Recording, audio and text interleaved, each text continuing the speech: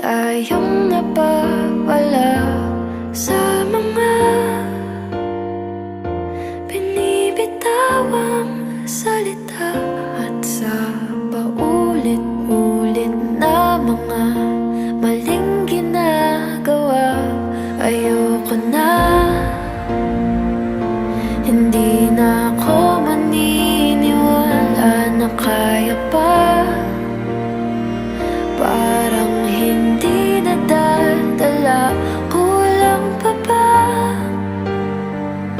sabihin kong mahal kita at sasaktan mo pa?